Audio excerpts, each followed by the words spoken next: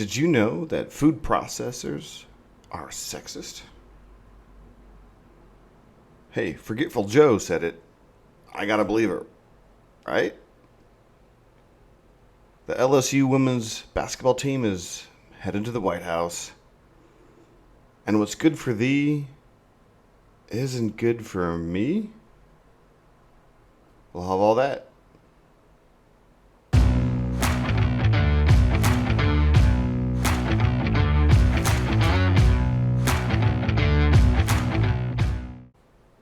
Welcome. Thanks for stopping by. Before we get started, go ahead and like this video. Go ahead and hit the subscribe button if you already have not. Go ahead and hit the notification button. And then please go ahead and share this video with your friends. Let's get the word out there about this show. 2 hands and a foot. Let's get going. So every year, Spain holds this race, and it is to benefit. It's the women's race, and it's to benefit domestic violence survivors and cancer survivors. Apparently, their offering of a food processor for the overall winner of the race is sexist. Now, the organizers of the race thought nothing of it. None of the 32,000 plus women who entered the race, signed up for the race, paid for everything else, did all of that, who ran in the race, participated in the race, didn't think so. You want to know who thought that food processor was sexist? Let me tell you. That was Angela Rodriguez Pam, Spain's Secretary of State for Equality.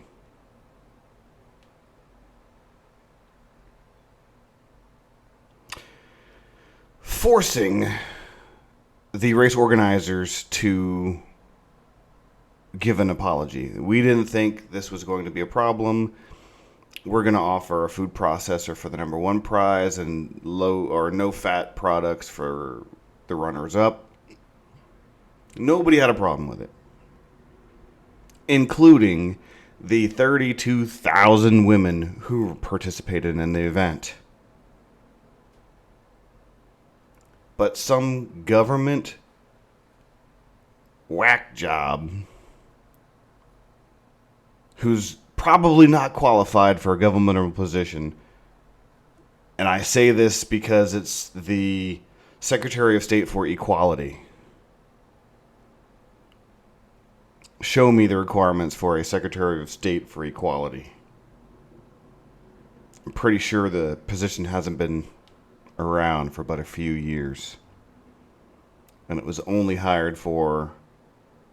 This person was only hired because they were, I don't know, in one of the categories that they wanted to be equal, to show the world they were socially justified. So, 32,000 women go out and run in this race to support, to bring light to and to support the victims of domestic violence and cancer survivorship.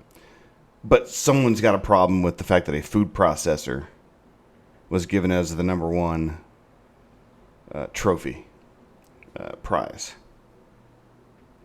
Give me a food processor. I'm pretty sure that all 32,000 of them who signed up for it, whenever I sign up for a race, I know I'm gonna, it says what the offerings are for, what the prizes are, what I'm gonna get as a result of entering this race, and if I win. I'm pretty sure that those who had a problem with the food processor either didn't sign up for it, knew they weren't going to win and didn't care anyway, cared more about the actual reason why they were racing as opposed to the prize. And then this yahoo, the Secretary of State for Equality, decides, oh, that's sexist. I don't quite get it. It's not even I don't quite get it. I don't get it. I don't get it. Moving along. Joe Biden has had a habit of on recording of not being able to get complete sentences out of his mouth without mumbling and saying something that's totally incoherent. Now, I'm a mumbler, and I can't understand what he says most of the time. Now, he's been bashed lately because he had a note card with what the question was from a reporter he was supposed to ask in an interview. I'll say this about that. No one person can remember every single thing. It's impossible. So having notes is one thing. Now, what was in his notes, that's the funny part of it. But that's not what I'm here to talk about. What I'm here to talk about is the fact that Joe Biden has a habit of talking without thinking, whether that's just a part of his personality or the onset of a mental disorder or illness or what have you. But now he says that his son has done nothing wrong as far as the charges that could be coming against him. Now, we all know that Hunter Biden is a dirtbag of a human being and a criminal. We all know that. We all know that. It's documented. There is proof. The whole laptop issue. First is Russian disinformation. Then it was, there is a laptop, but there's nothing on it. Then there's, there's something on it, but we didn't know anything about it. But yeah, we knew about it, but it didn't affect anything. But now it doesn't affect anything, but it didn't influence my decisions as a vice president, is what Joe Biden is saying. But my son has done nothing wrong. I don't think so. I don't think that's how it works. That may be how it worked in the day, but I'm hoping that bringing these things to light is going to change the way we think and act towards our government officials. They are really not above the law. And when they commit these crimes,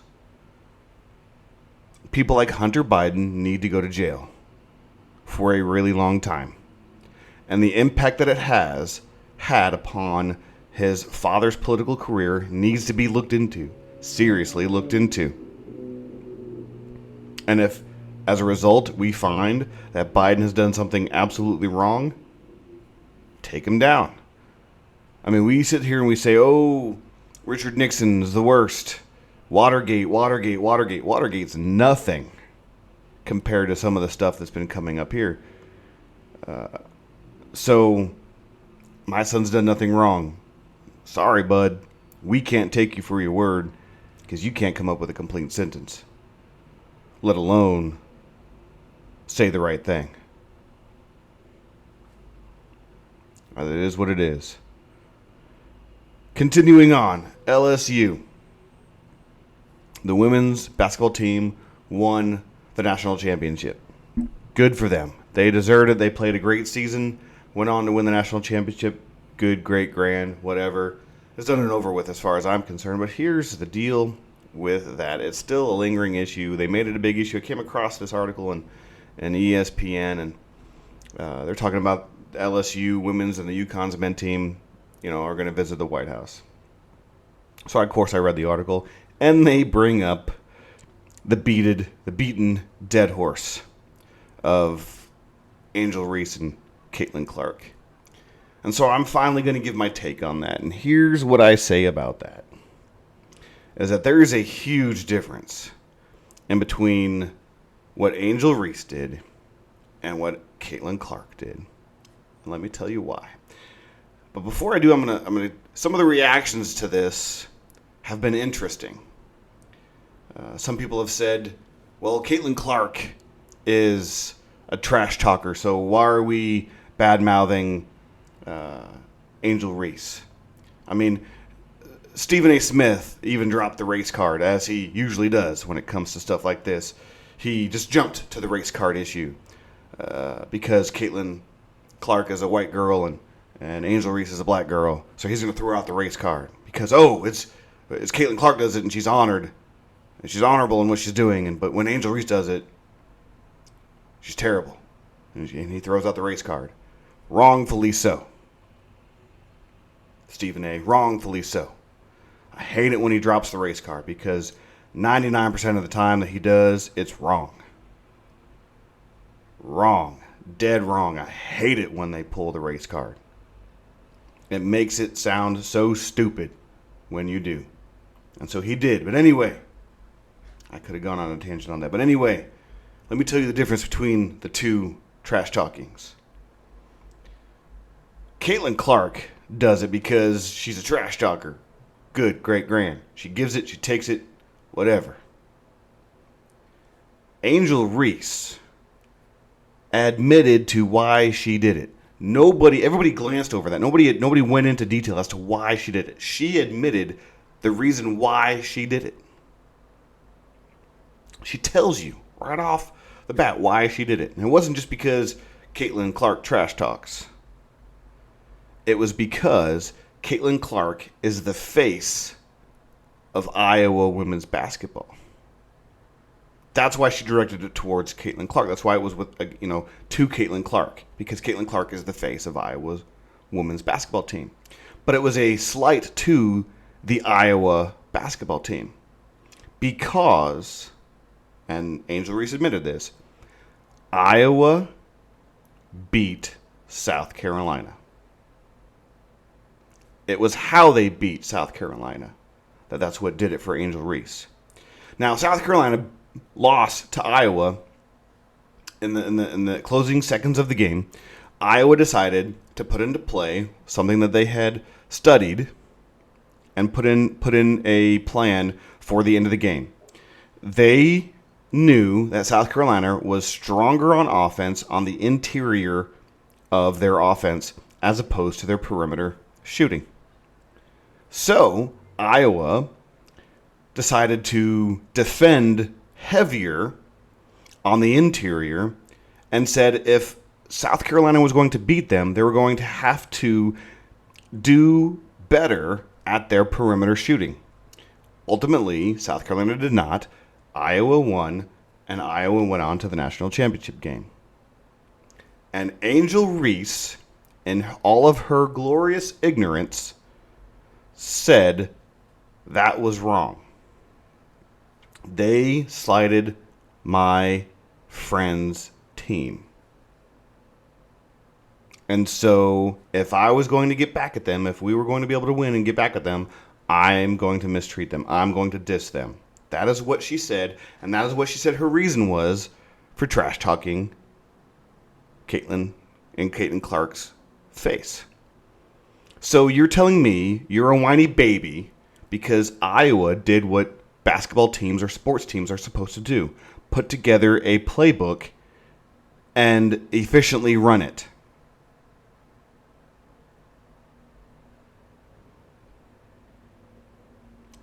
You throw a tantrum and then therefore come up with a retaliatory event. So the difference is Caitlin Clark trash talks, Angel Reese premeditates a temper tantrum. That's the difference. Angel Reese is whining and babying over the fact that an efficiently run playbook happened. Good basketball, actual solid principled basketball happened. She's whining about that. Not the trash talk. It's the fact that her best bud's team lost. She took offense to a well-played playbook. The whiny baby, the entitled brat that she is.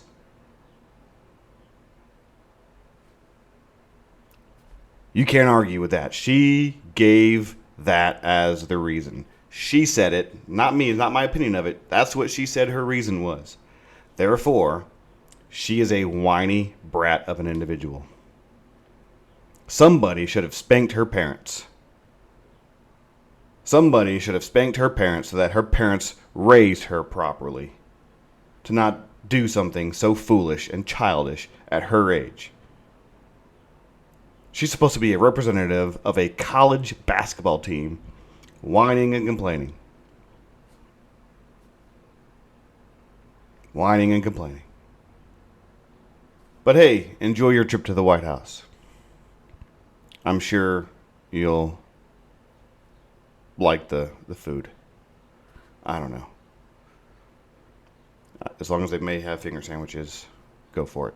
That's what I think of. Of course, when I think of visiting the White House, I think of, Forrest Gump. But that was a different time and a different place. And also, it was a fictional ordeal. So enjoy the White House, Angel Reese and LSU. You earned it. You earned it. So I have a situation, a hypothetical situation that I want you to follow along with me and see if you can relate. So say I open up a credit card and I get a $500 credit limit. And I go out with that credit card and I spend all that money on that credit card and I rack it up to the $500 limit on shoes and clothes and hats and food and trips to, I don't know, Bass Pro, whatever. And I reach that limit. And I have the money to pay the bill right now, but I choose to spend that money on something else. And it comes time for me to pay my bill. And I say to my credit card company, I had the money, but now I don't. Can you please, can I have another $500? I'll pay you next time. I promise. Here, I show you. I do have the money that I can pay, but can I pay? I'll pay the $1,000 instead of the $500. And the credit card goes, okay, I'll give you the extended credit limit. And I get excited and I take off for the store and I buy more Oreos. I go to another store and I buy more video games. And I end up spending that extra $500 on that credit card. And the next month comes in and I go, credit card company, I had the money but I spent it on something else. Can you give me another $500 on my limit? The credit card company goes, well, you didn't pay the last two. How do I promise I'll pay it this time.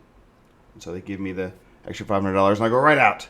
And I spend it on all sorts of TV subscriptions and what have you. And that extra $500 is gone. And the next month comes around and they like, Tom, you're overdue on your bills here. You need to pay your bill. And I beg and I beg and I plead and I go, please raise the limit again.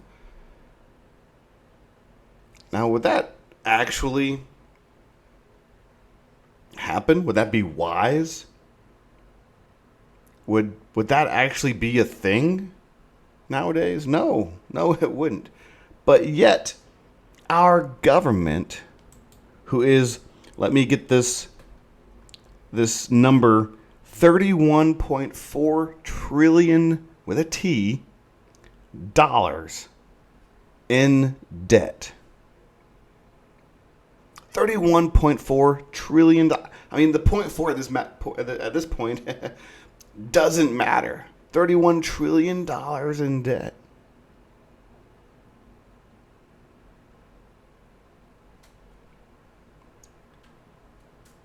And Janet Yellen, who is our financial guru, says that we're going to be unable to pay our bills come June 1 if we don't raise the debt limit. $31.5 trillion. I couldn't get away with not paying my bills. I couldn't do that. They would be coming after me. I couldn't get anywhere near $31 trillion. So why is our country allowed to do that? Why can't we figure it out?